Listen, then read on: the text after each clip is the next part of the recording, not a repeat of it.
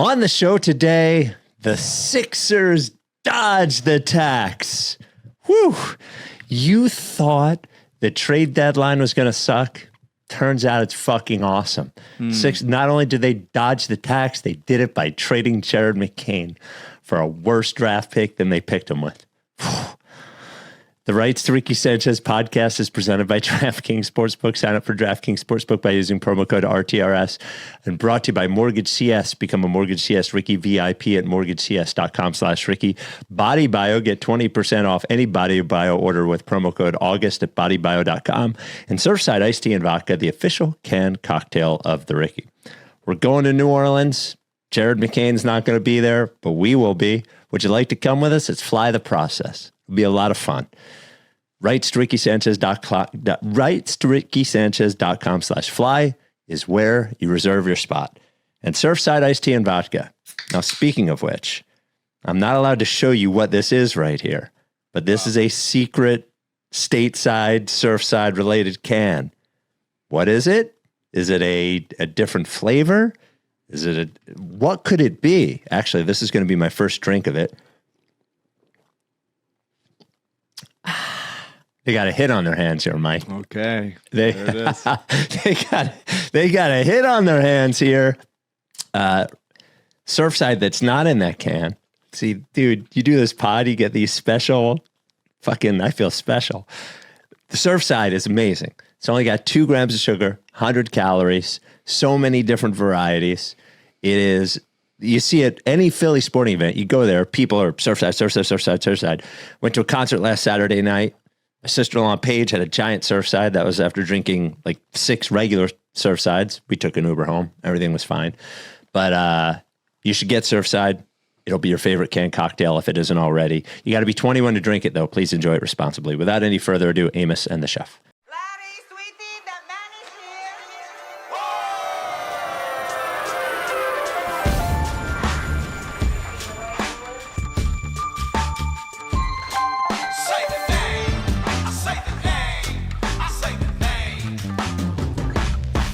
We were right, y'all. We were right. Even when it went wrong, we were right. We was right, y'all. We were right. So say the name. Say the name. We were right, y'all. We were right. Even when it went wrong, we were right. We were right, y'all. We were right. So say the name. Say the name. Say the name.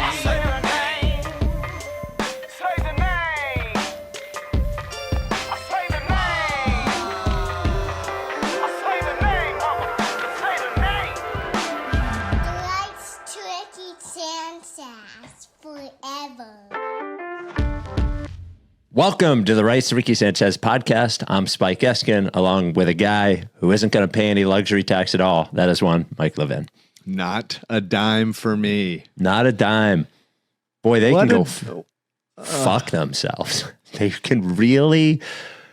I mean, is this worse than you could have imagined? This is worse than I could have imagined. It's we should stop having positive trade deadline expectations. Yes. Daryl always says like, well, the team's not finished at the beginning of the season. We still have a whole half a season to make them better. Yes. And usually it just means by the deadline, they will give away players that you like. Yes. Not last year. They gave away a player and we got a good player, but they were losing on purpose, if you remember correctly. So maybe when you're losing on purpose, it makes the trade deadline a little bit easier. Yeah. I have a lot of thoughts. You've obviously been on the radio talking about it all day. Yeah. I think the public reaction to this deadline is pretty universally disliked. Yes. Which is makes me feel good, actually. Sure. It's not unsurprising. I will try to provide a little more nuance. And don't do that. Don't do it. Well, just to make it a more interesting. Okay. I think you can. I'm not going to shut you down or shut anybody down, but just so that it's a little bit of like what were the Sixers thinking? What was the front office thinking? What rationale do they have? Could they possibly have? Because ultimately, like, we're not the Kings. We're not just doing dumb shit in the wilderness. Like Aren't we? I don't think so. Okay. But let's get into it. The Sixers trade Jared McCain to the reigning champion Oklahoma City Thunder, A team that is usually known as having a good eye for young players and not a team to trade first round picks very often. So they get Houston's first round pick in 2026, then 3 second round picks for Jared McCain. And the Sixers also traded Eric Gordon as his reign of terror ends to Memphis Grizzlies. I drove him to the airport. We had a nice chat. We swapped 2032 second round picks. I'm not going to lose sleep over that one. And we got the rights to, what's this fella's name? Oh, Justinian Jessup. Yes. Yeah, Boise State player. He's playing in Germany. Okay. I don't think that's a guy that we'll be concerned about, or we'll have podcasts named after him. And those are the only trades they did. They did let some of my favorite PR stuff that was out there was the number of national writers and Sixers writers who said the Sixers got 4 draft picks for Jared McCain and what a haul that was, as if we're complete idiots that like all 4 draft, like saying 4 draft picks is the same no matter what the draft picks are. Sure. Yeah. And the other thing that was really fun for me was this allows them to convert Jared McCain to a Barlow. Yes, I'm sorry. This allows them, as you mentioned, have been talking about this a lot. This allows them to give Dominick Barlow a regular NBA contract, which I guess officially it does, except that they did have a open roster spot when Charles Bassey's 10-day, and they would have had 2 open roster spots after the Eric Gordon trade, and they did not need any of this salary nonsense to actually convert either guy. They just needed it to do it and be under the tax after they did it. Yeah. I guess like from a top line perspective from the tax part of it is like, I don't know, 2/3 of the league ducks the tax, right? Whatever. It isn't a significant amount of money. And not this year. No, they're going to get $4 million as a tax receiving team. Then that added on to what they would have paid for the tax. So if they were $3 million over the luxury tax, they would have paid an extra $3 million in luxury tax. It would have been $1 for $1. Yeah. Like, it's just, if they had ducked it by getting rid of Eric Gordon and Kyle Lowry, or 2 useless players, I don't think we would have minded this deadline. No. To duck it by, it's just so hard for me. Like, you could do the rich guy thing, like that you say all the time, that if you're going to be a billionaire that owns a sports team, what is the point if you're not going to spend a few extra bucks here and there? Right? There's that point of it. And I agree with that. The other part of it is, like, how do you tell people that, so we talk about this team and to not have expectations, and one of the good things about this team is, let's take the 2 good paths about this team, 2 possible good paths. One good path is they're a young team that we don't have expectations on, and look at the young guys grow. Sure. If you do that, then trading the young guy that you hit on last year in the first round for a worst first round pick plus a few second round picks is really tough putt for me to say that, look at the young guys grow. Oh, this young guy that was growing and they got hurt, and then we're not going to let him grow anymore. The other one that's a tough putt for me is if it's not watch the young guys grow, if it's we are a good team and we may do something in the playoffs, and we're not only are we not going to make ourselves better at the deadline, but we're actually a little tiny bit worse. You could debate how much worse, but they have one less guard on the bench because they have 2 guys or 1 guy now sitting at the end of the bench that doesn't play. Right. It just seems pretty fucked up. And it seems like, I think it is dumb to trade Jared McCain, as you have mentioned several times, at the lowest part of his value. I think at bottom, a bottom 5 or bottom 6 first round pick is pretty low value, I would guess. The fact that it's not in the future means that the value can't go up. It's just, it is what it is. The Rockets are a good team. And I think not only is it shitty of ownership to not pay the tax and sort of create a situation when you do this, it's shitty GMing from Daryl to have the only contracts that could get you under the tax are costing you picks, which is probably what Drummond would be, or Eric Gordon. The KJ Martin from a few years ago. Yes. Too valuable to trade, Kelly Oubre, if you want to be good this year. Grimes. Or the fucking first round pick that you hit on last year that was the favorite to win Rookie of the Year when he got hurt last year, which is not everything, but it is something. So I think it's poor ownership and it's poor GMing or whatever you want to call it from Daryl. I just like, and he'll say all these things about the fucking guard rotation being too deep for Jared McCain to crack, which is horseshit. They have 2 guards after this year. And there's plenty of times where a guard has grown as a 6-man, whether it be James Harden or who the fuck ever. Like if Jared McCain is your 6-man, I think that would be fine for the next couple of years. So I don't buy the guard rotation thing. I don't buy the, get out now before he ends up being worth less thing, because this pick is not really worth all that much to me, especially if you're not using it right now. So I don't know, it's a lot. I just think it's horseshit on both ends. It's horseshit on ownership and it's horseshit on Morey. Yeah. So I think there's a lot of angles that I'm not going to dispute anything that you said. A couple, maybe contextual adds. But the first angle is like ducking the tax is inexcusable. Yes. There's not a basketball reason for them to do it. There's not a good team building reason for them to do it. It is absolutely nothing aside from get a couple more million when you are some of the richest people alive. There's nothing whatsoever. You're spending lobbyist money to change the tax code so you can save money on your taxes, and then you're still also ducking luxury tax for like a fan base that you are like a civic good for what you're buying into. This isn't just like you don't have shareholders, you have like fans that you are beholden to. For $6 million, for $6 million, which is like truly you'll never think about it. So I think that's bullshit, and I think they should feel ashamed of that. And when the owners said that they were going to furlough people, and Joel said, actually, I'll pay for them during the pandemic in the early part of COVID, and they were shamed into helping them, those people, then like this, I wish that there was a mechanism here to do that as well. So there's not, but like you said, they could have ducked the tax without trading Jared.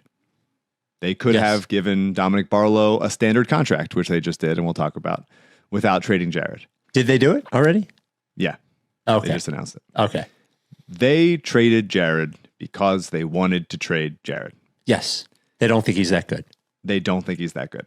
Yep. And I think there are 2 Jared McCains, right? So there's the one Jared McCain from last year who played that, month and a half at starter level, exciting young player level, rookie of the year level. And then that guy got hurt. And there's the second Jared McCain from this year, which is a guy who's still recovering from this meniscus that we've seen a lot of meniscuses heal. But he hasn't had the speed. He hasn't had the burst. And maybe there's something medically, whatever, we don't know, that is making them think, well, if he's never going to get back to the player that he was, then it's at his size, it's a real uphill battle for him to ever like hit attainable heights. That is a bet. This trade is a bet that is the second guy. To me, it feels very low upside for Daryl. The higher upside play is even if there's a, let's say, 35% chance that Jared is the player that was the first guy, then if it's 20% chance. Sure. If it's that guy. Yeah. Then that's a starter level player at least.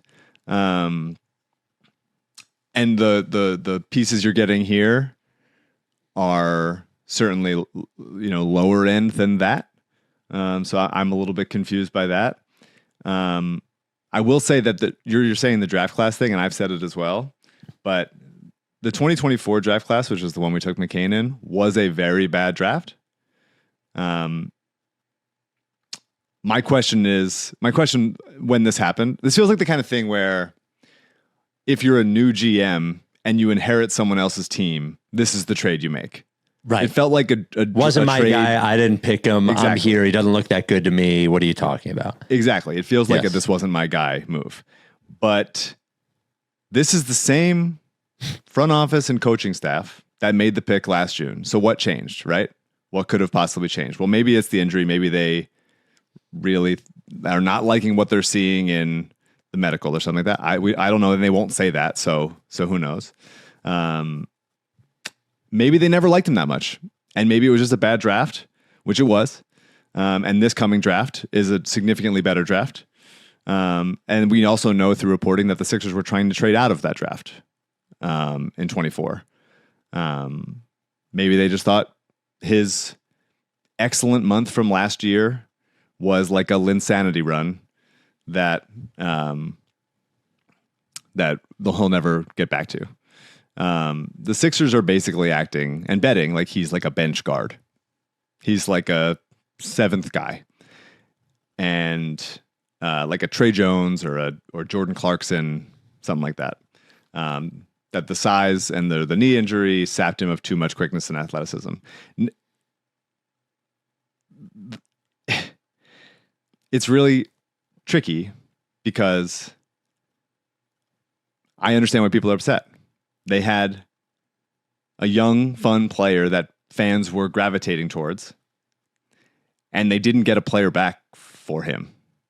It's understandable to me that fans would be upset. It's understandable that the players, like Maxey and Joel and everybody else that posted about McCain, would be upset because they love this guy. And it's predictable that Daryl and his front office would act confused as to why that is. Yes. Well, that part of it is I wanted to, if you don't mind, there was something that you said that I wanted to jump onto before you finish. Yeah, go for it. Is just about whether they liked him or not. Well, I want to talk about DraftKings, and then we just want to not forget that part. The Rights to Ricky Sanchez podcast is presented by DraftKings Sportsbook. Super Bowl 60 is Sunday, and DraftKings Sportsbook is an official sports betting partner of Super Bowl 60. The line has not moved at all. The Seahawks are still 4.5-point favorites. Sam Darnold is the favorite to win Super Bowl MVP, which must crush every Vikings fan in the world, every Jets fan in the world, that fucking Sam Darnold is the favorite to win Super Bowl MVP. You could bet touchdowns. You could do same game parlays. You could bet Gatorade colors. You could bet coin flip. What do we get? Jackson Smith and Jigba is minus 110 for an anytime TD score, plus 500 for first TD score. And they have early exit. DraftKings does. They got your back with it. So if player goes down the first half, you still get paid out in cash immediately once your bet settles. No bonus bets, no waiting. If you're new to DraftKings, you use code RTRS, bet $5 and get $300 in bonus bets if your bet wins. Even my wife likes DraftKings on Super Bowl day. Download the DraftKings Sportsbook app now. Use code RTRS. That is code RTRS to turn $5 into $300 in bonus bets if your bet wins. In partnership with DraftKings, the crown is yours. Got to be 21. Gambling problem. Dial 1-800-GAMBLER. See show notes for details. So you're thinking about whether they liked him or not. I don't think they liked him at all, to be honest with you. I don't think Nick Nurse ever liked him. I think, Mike O'Connor wrote an article, I think earlier this year or whatever, about even how Nick Nurse handled him after the Linsanity run when he went back to the bench. It was just sort of questionable. I do give Nick Nurse credit for playing him when he wasn't playing well this year, though I think they were always probably trying to trade him, and that's why they were putting him on the court. But all you need to do is go back to the podcast we did with Daryl, I think it was over the summer before the lottery, where we were talking about the future of the backcourt, and he specifically mentioned Maxey and Grimes and did not mention McCain. And we had to ask a question about McCain, and he talked about the difficulty of two shorter guard lineups. And I think sometimes you can get... Now, look, Jared McCain might not be that good. I have no idea. Maybe he'll never recover from the knee thing. Maybe it wasn't. But I think sometimes you can, you pick him, he doesn't look good in summer league, and you're like, I guess he's not that good, and he plays great, but you didn't think he was good at first, and whatever chance you have to believe that he's not good. Even if there's a fucking 15% chance he was the guy of last year, that seems to be a better chance than whatever they're going to do with that pick at the end of the first round this year. That's probably a better chance than you're going to get a starter with that pick. So, but I agree with you that you said that, and I said this to CJ actually before we started. We talked very briefly, and I said to him, I just don't think they like McCain that much. I don't think they think he's that good. Well, if the two McCain things, right? If he's the guy that he was last year for that stretch, then this is obviously an incredible risk that will come back to bite them, and they will look like idiots. Yes. If he's the guy that he is this year, that is like barely in the rotation, sometimes not, a guy that I said earlier, and even though he's playing a little bit better lately, I don't think he would be playing playoff minutes this year for this team. Yes.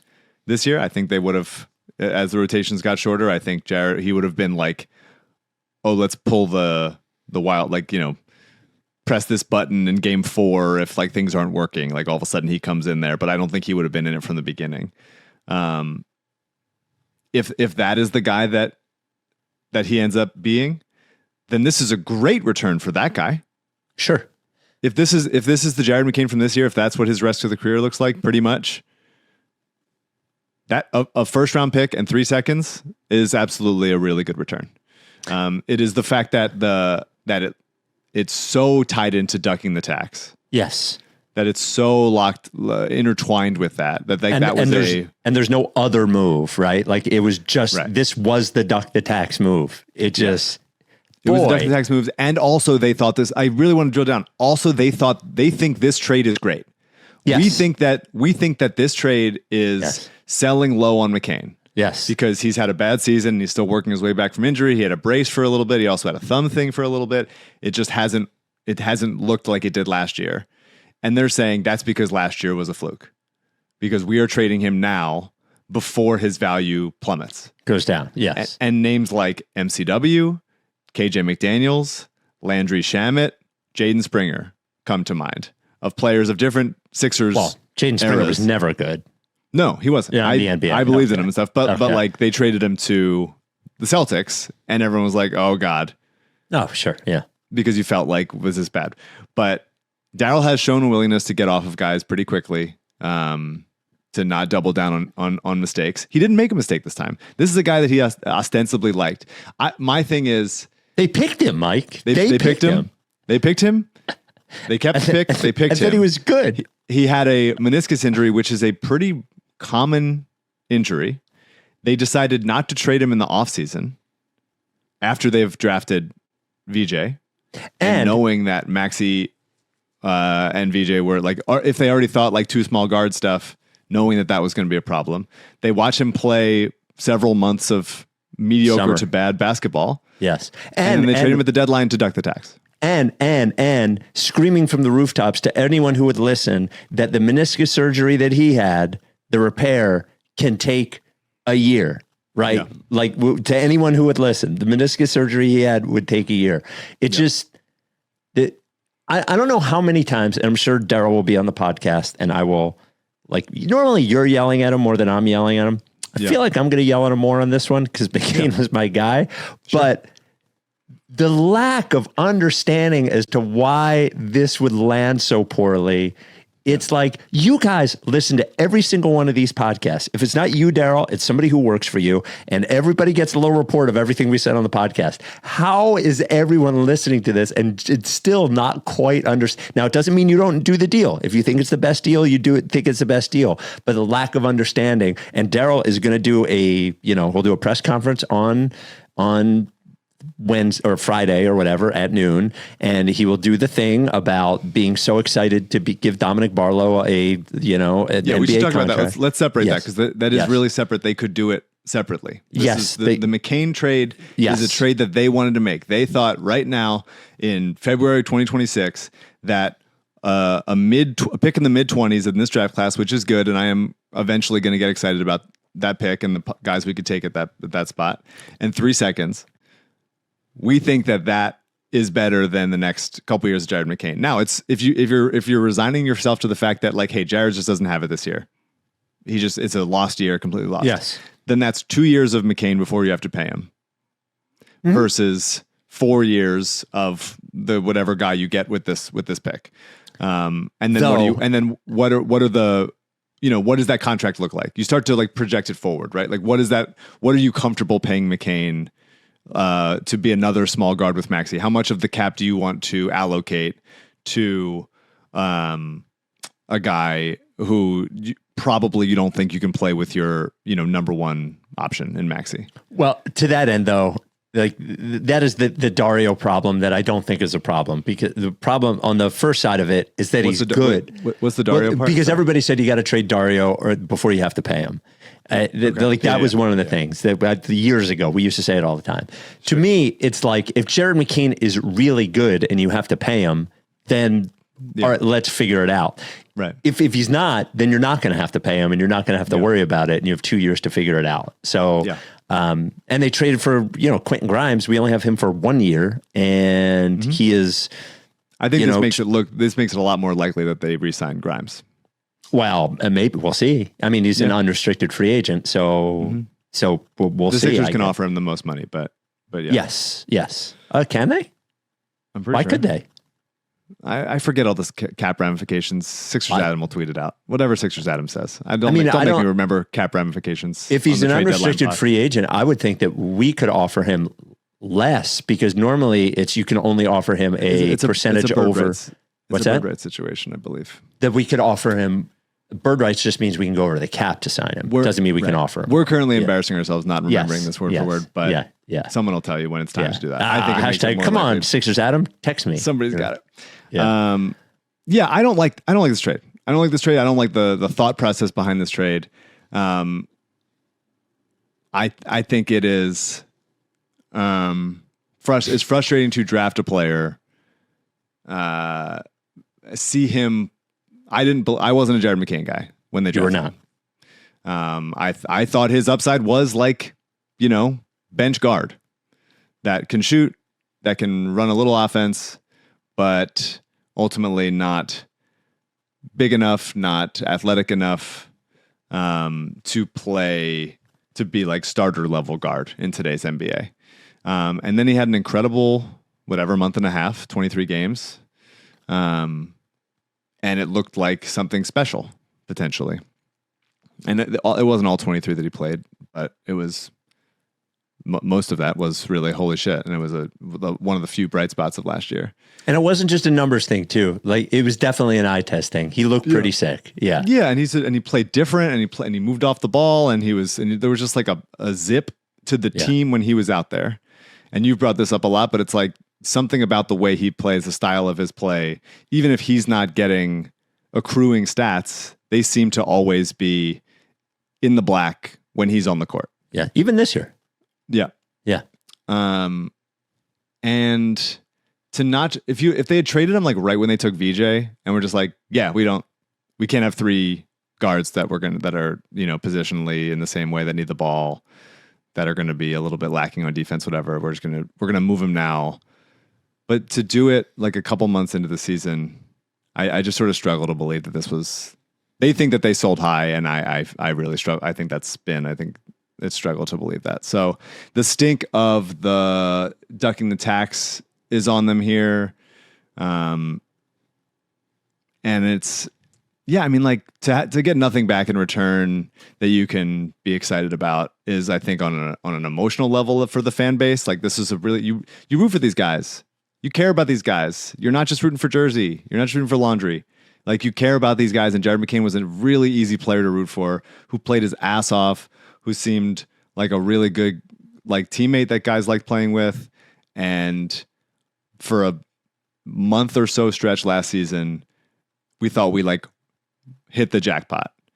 And Daryl's front office, Daryl Nelton, have had like a number of hits in the draft, so they deserve credit for all of the hits that they've had, and you can't sign them all, you can't keep them all, whatever, but this feels like getting out from under something that they didn't need to get out from under. Yes. And a little bit like trying to be too cute.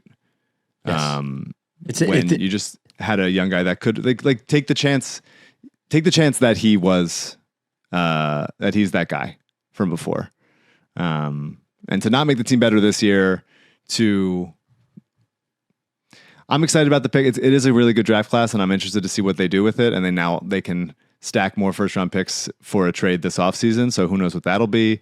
If they end up moving Paul George this offseason, that pick is probably going to help. But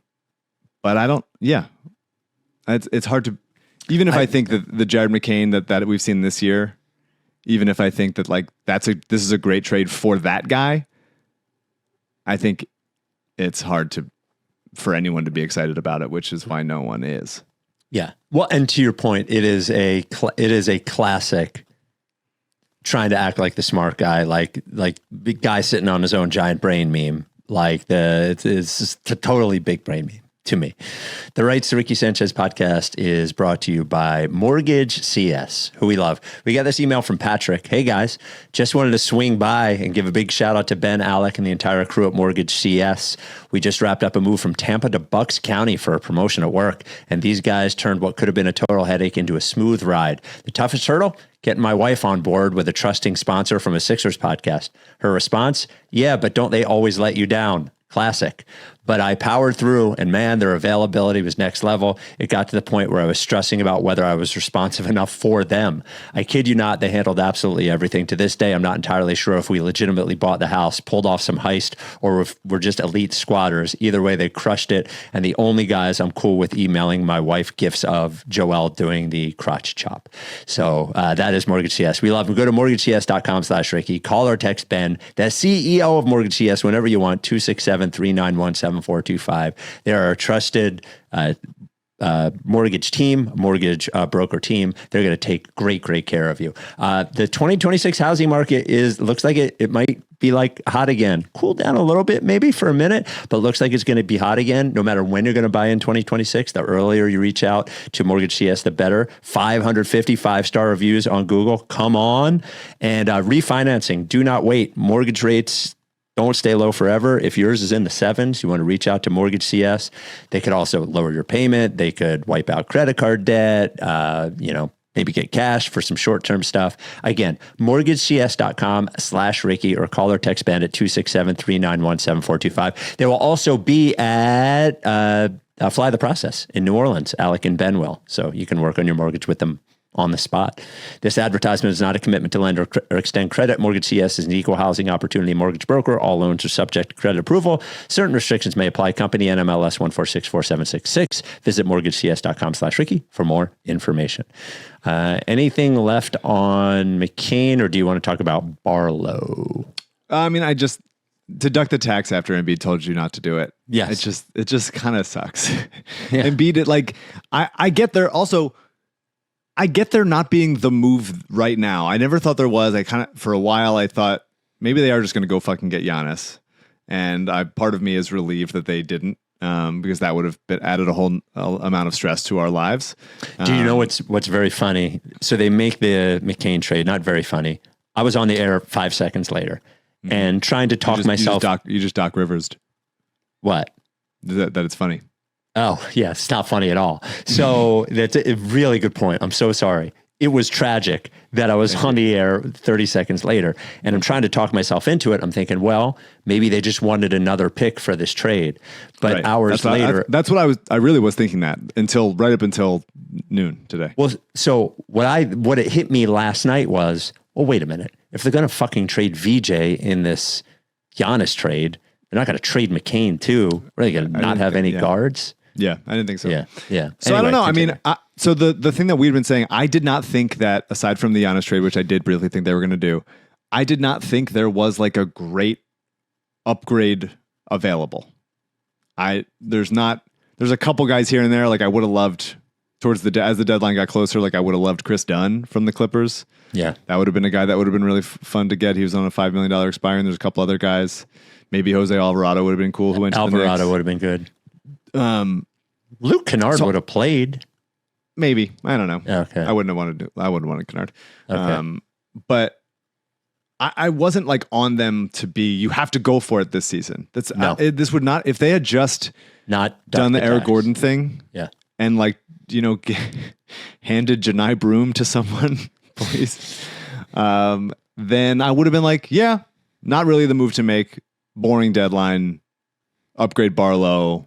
Let's keep moving. We wouldn't have even done a podcast. That's how unbothered we would have done. It would have been by fine. it. I would have been Yes. totally fine. It would not have bothered me at all. You just go like, hey, well, Paul George is suspended for a little bit more and Embiid's healthy, but like you can't count on it. So let's just have a good season. Let's just admire the season that's happening and get the young guys some playoff experience. And who knows, maybe they get crazy health luck and make a run.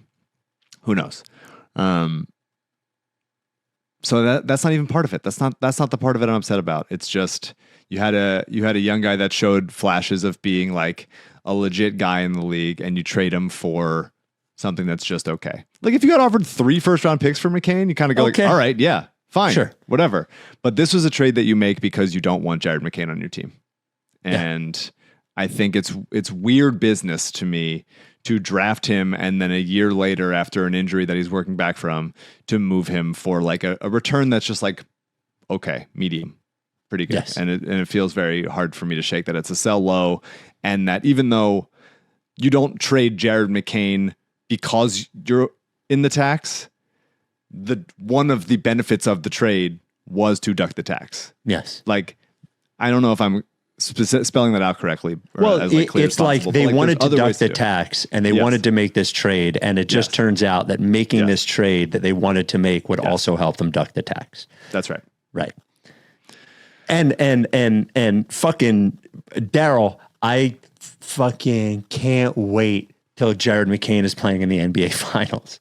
Like he could be a champion this year. He's going to beat a good team in the fucking, now he might not play, but he's going to beat a good team in the playoffs before we are. So, But the benefit of the Thunder is like, say he needs a lot more time to like fully get back to speed. Sure, They they can could do it. happily put him on the bench and sit him behind AJ Mitchell and go like, all right, eventually like you're going to be useful.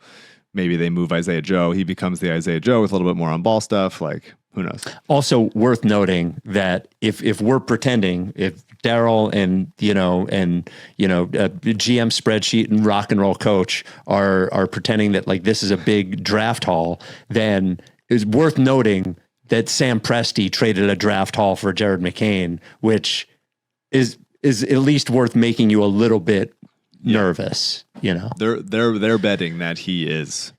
They're taking the shot. And Yes. maybe whatever the percentage is, 20, 15, That we're not. 35, that last year was the guy, and he's capable of doing that again. Yeah. So, Yeah. it's a bummer. It's a bummer to lose, and it feels like the Sixers have done this more than any other team. It's a bummer to lose young, homegrown players so quickly. Yes. You get excited about these guys in the draft.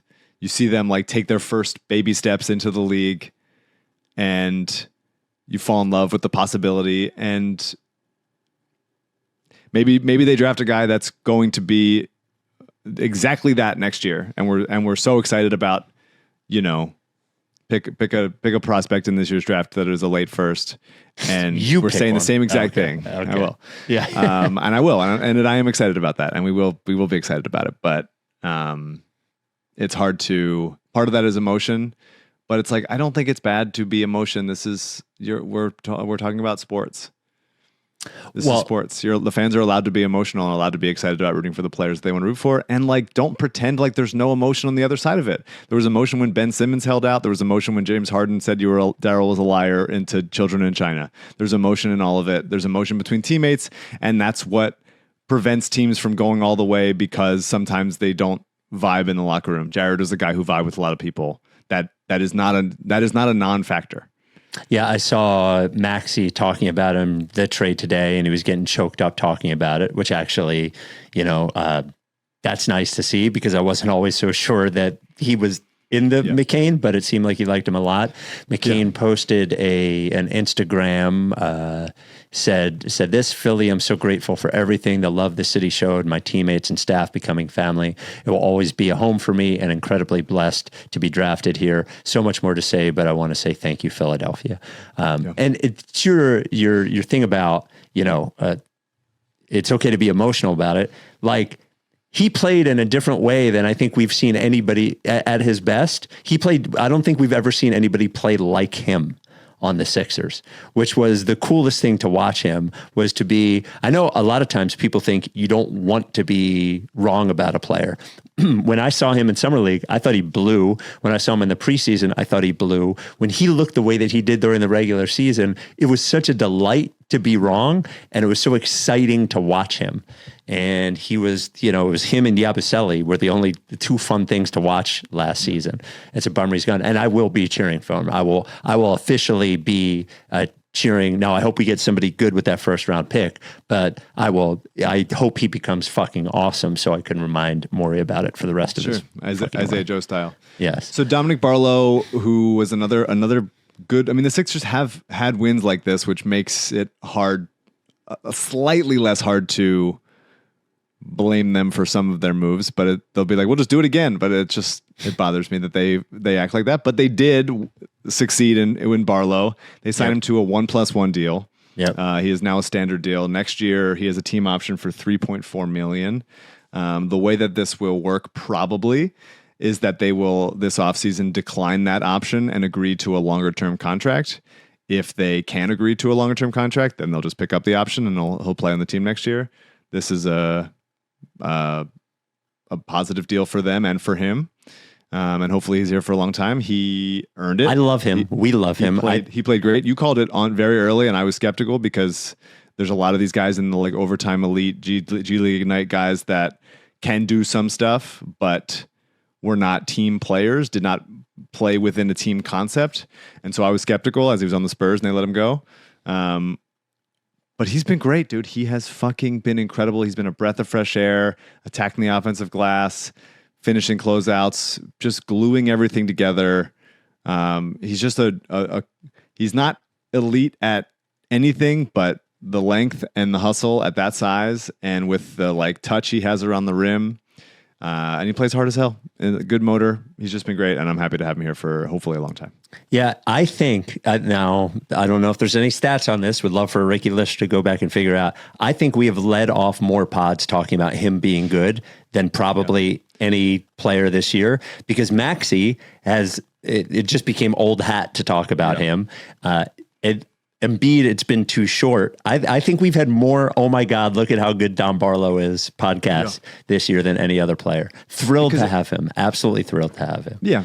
He's the kind of player that beat the Sixers for years and years, where you're like, the other guys are just first to the ball. How come we can never be first to a ball? Yeah. And VJ does that also, obviously a bunch of other stuff. But yeah, I don't expect Barlow to have any more tantalizing upside. I think hopefully the shot can keep improving, and that would obviously make a difference in his life. He's a solid defender who works hard. He is the mistakes that you can make when you're long and fluid as an athlete are many. Jared McCain can't make any mistakes on defense because he has nothing to make up for it. He just has nothing, no tricks in his bag aside from always being in the right place. Barlow can try some things. He can reach, he can help, he can get back. He is really, that's what the benefit of being tall is. I think the NBA forgot that for a little bit, and then it's actually, no, it'd be good to have now everybody loves tall guys now. Yeah. So I'm happy for him and happy for the Sixers. It's a total win for Darryl and Elton and Nurse. This is a really, really nice team win across the board. Everybody feels good about it. It's a bummer that they're saying the McCain thing helped this. I don't like it. Yeah. We need it. Yes, to make one the reason for the other it's not true. It's a lie. Yeah, now, they haven't done Jabari Walker, who is out of NBA games. Right. So I think what's probably going to happen, they signed Charles Bassey to another 10-day contract. Yes. And they signed Patrick Baldwin to a 10-day contract, who I'll talk about in a second. Beauchamp is what's going to happen tonight. Beauchamp is active. Bassey is active. This will be a YouTube premiere. You might be watching this during the Laker game. We're not talking about the Laker game. That's what I'm saying. But they could be watching this during the Laker game. Sure. That's nice. I hope you're having a lovely time. I hope the Sixers win. Yeah. What will probably happen is they will decide between Baldwin and Bassey after these 10 days, let one of them go or make one of them a two-way player, the spot that Barlow has just left, and then promote Jabari to a standard contract, I would guess. So I would guess that happens in the next week or so. But so they until want to then, give these guys a tryout to see which I think one so. they want. Yeah. I think they probably did it so that in case they didn't come to the agreement with Barlow by tonight, that they still could have played him Yes. in the two-way spot. Yeah. Because he had games left. Jabari doesn't. So Jabari is inactive because he doesn't have any games left in a two-way spot. But I do think they'll eventually promote him and probably give him a similar deal to Barlow with like a team option for next year, maybe a little bit less money. We will talk about the other trades that happened in the NBA after we tell you about Body Buyer. The Rights to Ricky Sanchez podcast is brought to you by Body Bio. BodyBio.com, promo code August, 20% off. BodyBio.com, promo code August, 20% off. It's been a while since I really dialed in with you on Remineralize. I usually say that they're all the products that are great, and they all are. Elite, Butyrate. Remineralize is super important. It's a great product because minerals are super important for your body. And you think, you know, as you're growing up, you eat your food, you get your vitamins and minerals or whatever. The problem is when you eat your food now, you don't get the minerals. And when you drink your water, you don't get the minerals you were. The problem with the food is that the soil's been stripped of a lot of mineral content because of over-farming, so no minerals. You probably filter your water. It's good. It gets rid of the bad stuff, but takes out the good stuff. So to make sure that you get your broad spectrum of minerals, the stuff that's good for you, Body Bio did Remineralize. They take the minerals from dried salt beds in Utah.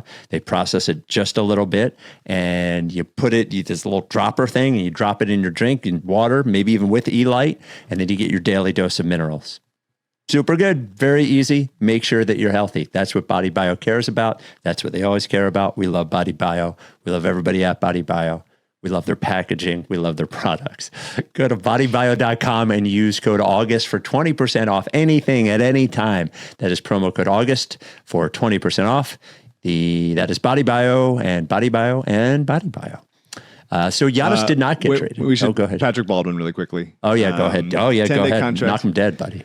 So he's 23 years old. He went to Wisconsin, Milwaukee. He was a 5-star prospect coming out of high school, big-time prospect, and actually spurned bigger offers from like Duke and Kentucky to go to Milwaukee because his dad was the coach at Milwaukee. So he played for his dad for a year and had a pretty disappointing year.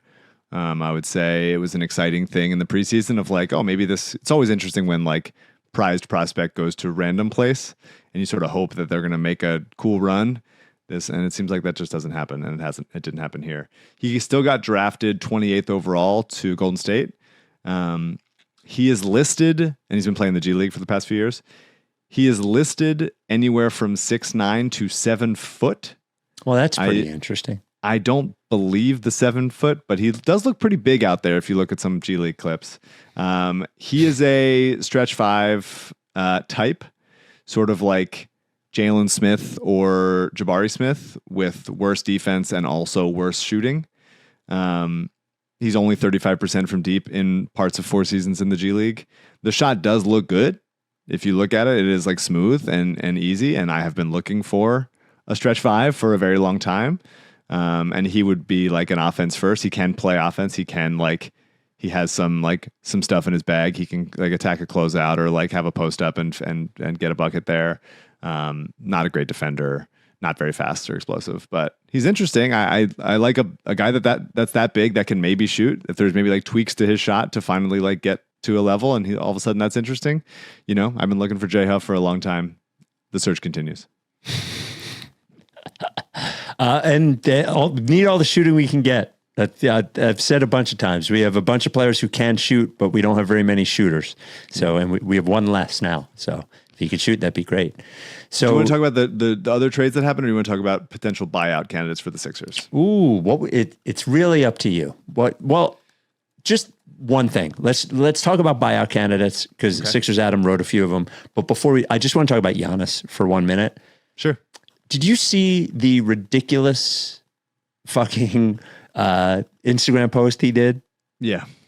So like it was something to the effect of like, I don't go to other people, they come to me or whatever. Like that people are going to join him in Milwaukee or something.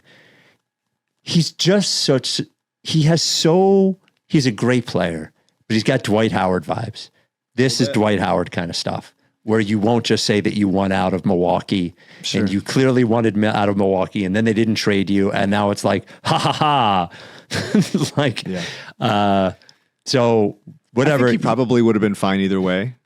It's weird. He's just like wasting another year of his career at this point. And if he wanted to be a Milwaukee forever and didn't want to get traded, then it wouldn't bother me. I think that is admirable, but that's not really what he wants. Right. You know? I think he probably is torn. I think he if he was traded to one of his teams that he wanted to go to, I think he would be really excited about that. And the fact that he's not, and he's like, oh, I don't have to like move and learn a bunch of new people's names, and I can just like do less and act like I'm loyal here and have like family. Like, I think that's fine. I don't begrudge him for wanting to stay. I don't begrudge him for wanting to leave. I do think the like smug after the fact is kind of weird. It feels like the kind of thing, and our friend Ben Simmons suffered from this as well, which is just like when people around you have just like told you how amazing you are and every decision that you make is the right one for so long, then no matter what you do, you go like, hey, watch this shit. And everyone's like, oh yeah, hell yeah, you got them.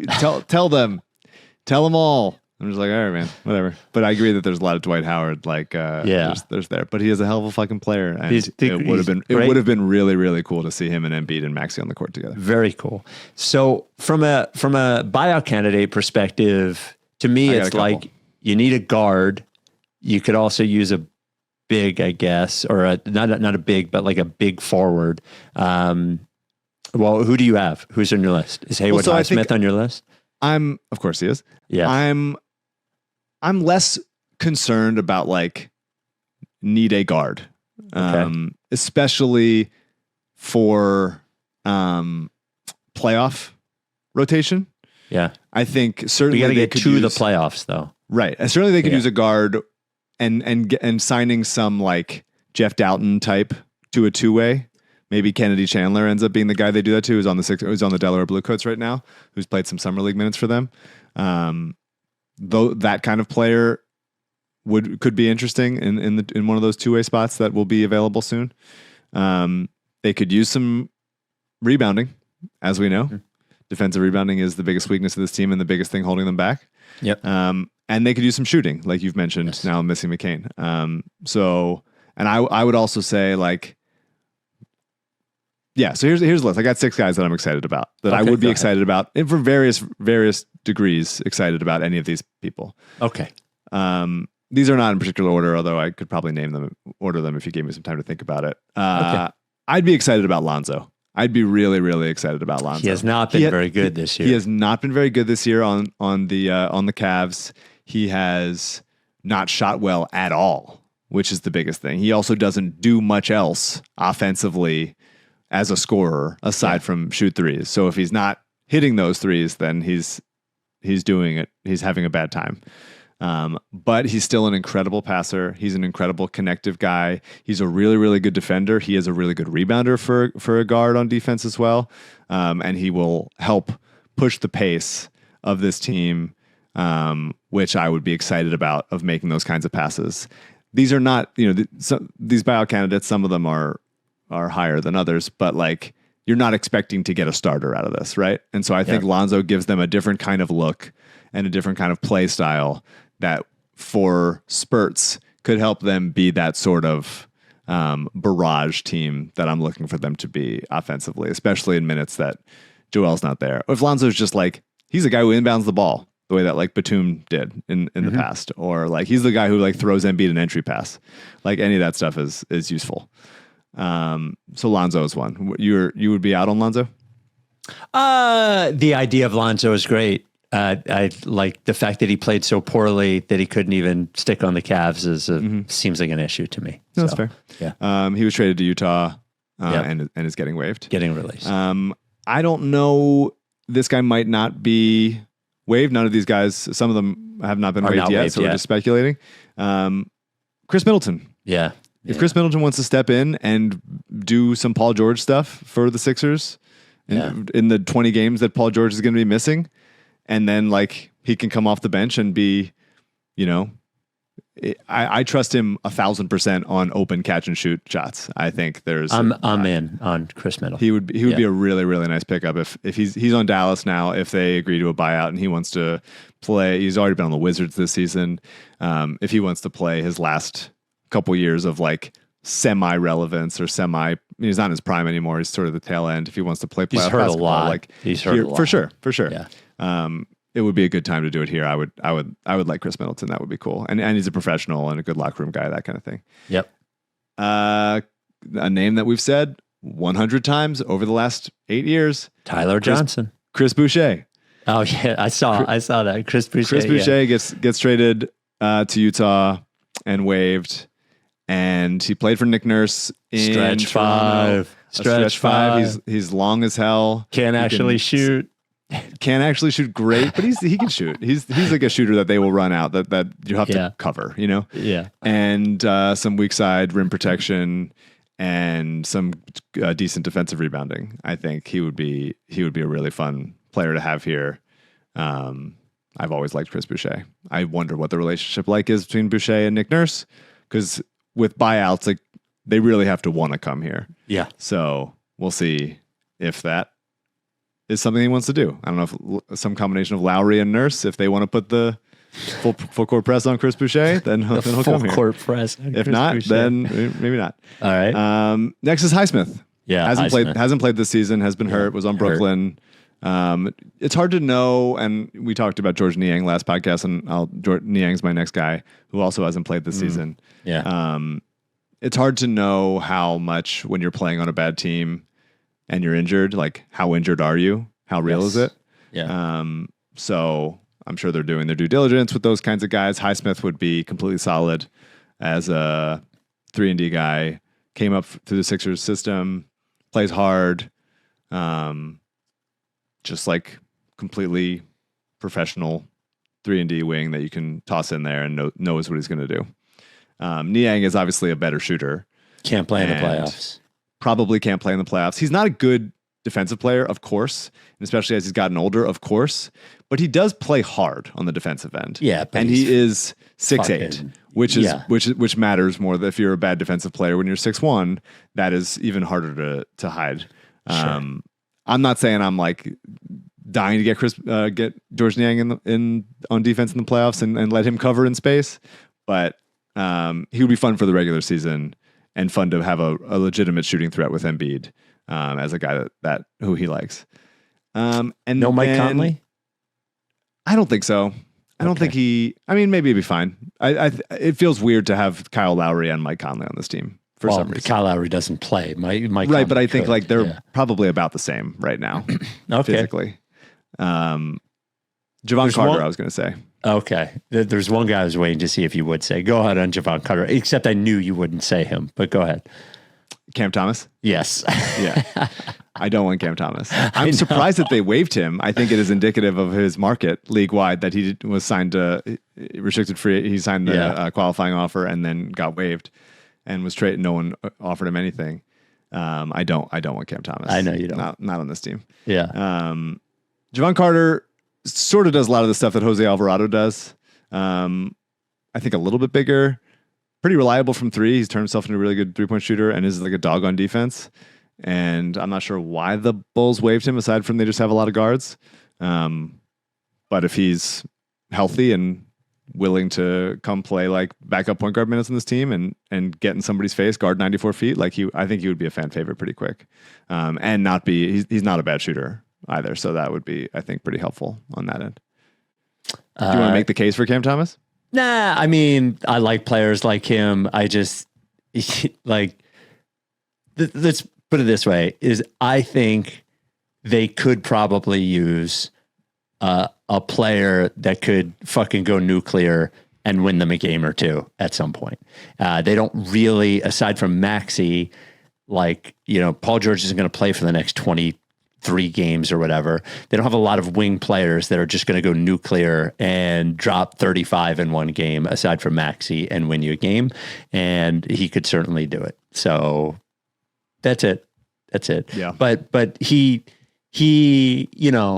I think Jared McCain is incredibly confident, like maybe overconfident person, there is an amount of overconfidence that becomes too much. And Cam Thomas, like at a certain point, you might want to bet on yourself a little less. And you know, so.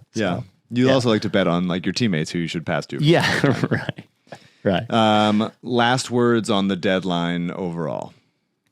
I thought it was incredibly disappointing. It was my least favorite deadline since we've been doing this. I will really not an esteemed list of deadlines. No. I just them against. I just like the combination of ducking the tax by trading Jared McCain is really tough, and I think it was an all-time outsmart yourself deadline by trading McCain, and I just know what I saw last year, and I know I've said it a million times.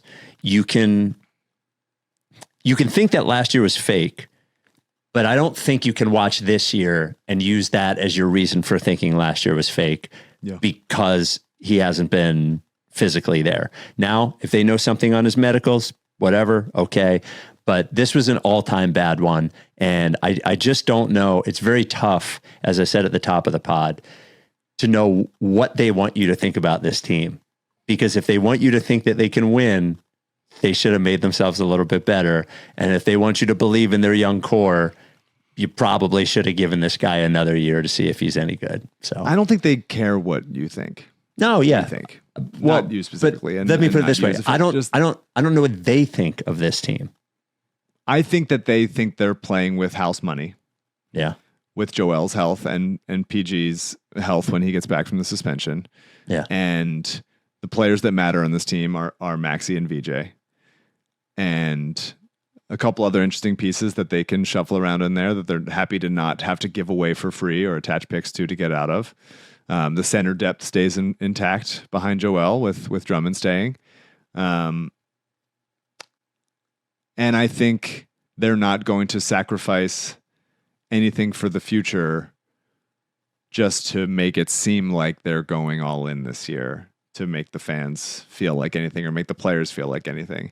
I think at the end of the day, they wanted to trade Jared because they didn't think he was a long-term piece here. Yeah. Whether it's, to me, it's very bizarre. It's just a very bizarre feeling to be like, well, you drafted him and then you saw what he did last year. Yeah. And then you kept him. Yeah. And you know that he's recovering from injury. Yeah. And maybe the recovery from injury is like destined to be not ever fully finished. Yeah. I find that a little hard to believe. He's weird. Why? Yeah. Why would that be the case? I don't know that people get over meniscus. But it's weird it feels like I'm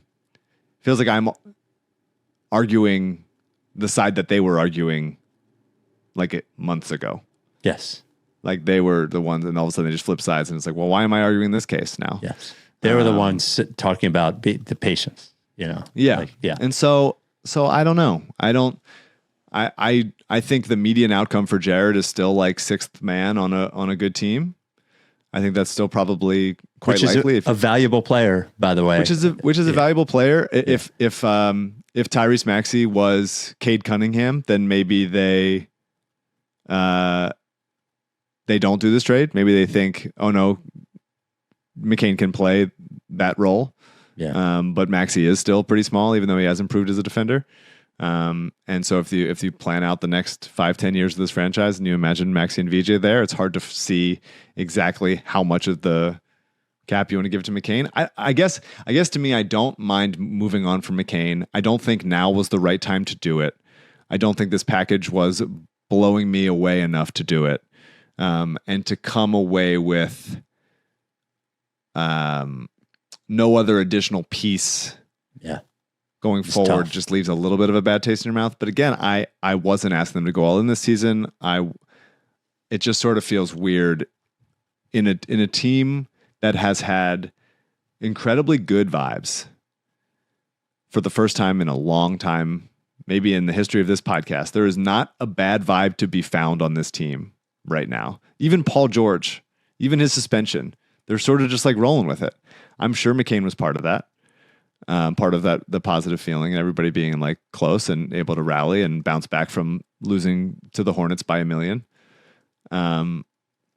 To tell this team that has been positive, just like, hey, we're just taking a guy away from you. One of the guys that plays, we're just taking him away. Yep. And if Maxey gets hurt at any point in the next 2+ months, it is going to feel really fucking stupid that you traded away the best guy that could step in and play differently, but handle some of that load. Yes. It's going to feel really stupid. Well, what I kept saying to people on the radio, I was like, they're worse today than they were yesterday. It might just be by a little bit. Yeah. But the team is worse today than they were yesterday. Yeah. Yeah. So. I think that's hard to argue with. Yeah. But on the other hand, I am and will be in the days and weeks and months to come will get excited about these draft picks that I will also fall in love with, you know? Yeah. That's what it's all about. But I do think, like, do you think that McCain has the answer is going to be yes, but like when I mentioned the other Sixers that they have traded when they were young, MCW, Landry Shamet, KJ McDaniels, Jaden Springer, like, do you think McCain will be better than all of them? Well, I didn't care when they traded MCW. I mean, just go to my remembrance of these. I didn't care when they traded MCW. I didn't care when they traded Jaden Springer. Who else are we talking about? KJ McDaniels. I don't even remember. Shamet, you were upset about it. Shamet, but I was upset mostly because the trade was too much. Sure. And that trade was too much. I always kept saying on that trade, it's one too many things. Now it turned out to be more than one too many things. Yeah. But it was less about Shamet specifically and more about saying that they're essentially trading another first, that Shamet is a first round pick. Yeah. I think he will be better than Now, if he never physically gets back, I can't account for that. But if he does, he will be better than all those players. But that's kind of the thing, and I don't disagree with that, but that's kind of the thing that's the underbelly of so many NBA transactions and guys' career arcs. Yes. Is that we just don't know. Right. Physically. We can't know what the medical looks like now, and if a guy loses some burst, how much that affects their game, how much they can get their shot off, how much they can slide their feet. Sure. Those kinds of things, finish around the rim, like all that stuff. And so it feels very present right now for McCain, but this is the case with so many moves that you're like, okay, one team's betting on the injury healing and one team's betting that it doesn't. Yep. And just again, they didn't trade him to the Kings. The team betting that he'll be okay has a pretty good track record. So, all right. Well, we will talk to you this weekend. And that's it. Are you done with TTP? Then I won't fuck with you. If you don't fuck with me. What's going on? Rights to Ricky Sanchez. It's me, Jared McCain. We are here at the draft lottery. We just got the third pick. Philly. This is an amazing time, amazing day. I knew we had the good luck from the start. When I woke up this morning, I knew we were going to be great. I know our front office is doing a great job of picking this pick. And Let's go, Jared!